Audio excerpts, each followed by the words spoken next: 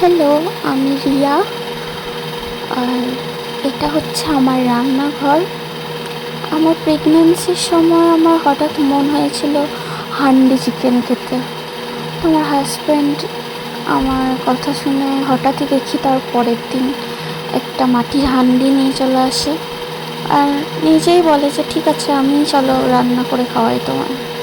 তো আমি শুনে খুবই সারপ্রাইজড হয়েছিলাম আর খুশিও হয়েছিলাম খুব। তো ওই হান্ডি চিকেনের রেসিপিটাই আজ আমি শেয়ার করতে এসেছি এখানে।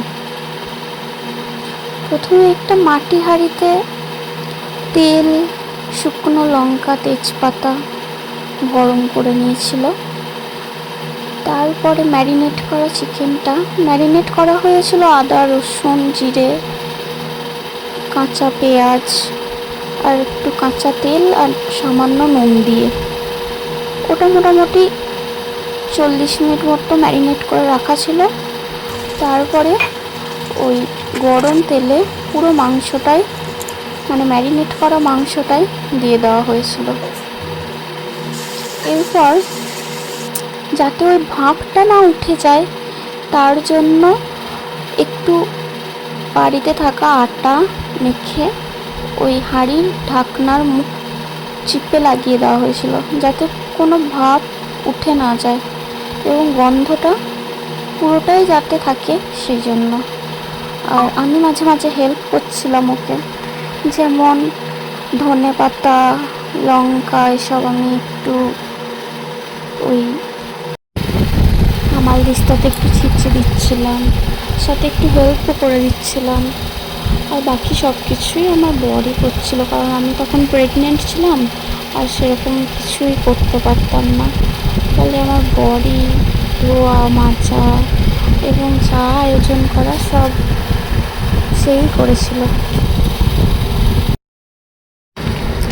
যাই হোক, এরপরে তোমাদের দেখাই ঢাকনাটা খোলার পরে এই চিকেনটা দেখতে ঠিক কেমন লাগছিল।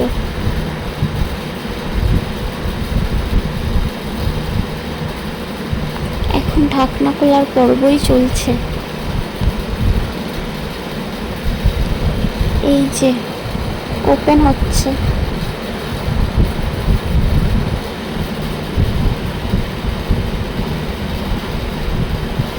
আচ্ছা, আমাদের ভালো লাগে বলে আমরা একটু গোটা রসুনও দিয়েছিলাম এই চিকেনটার মধ্যে।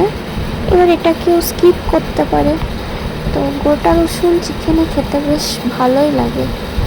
যদি কেউ ইচ্ছে করে তো সে চেষ্টা করে দেখতে পারো দিয়ে যে কেমন লাগে, তবে আমার মনে হয় ভালোই লাগবে। আর এই যে আমি খাচ্ছি আর আমার বরই সার্ভ করে দিচ্ছিল সবাইকে। তো লাস্টে আমার বর নিল।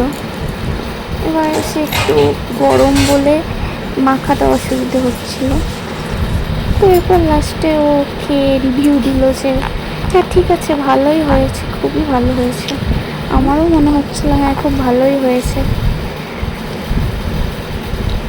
একদম ধোঁয়া ওঠা ভাতে গরম গরম হান্ডি চিকেন, জাস্ট অসাধারণ।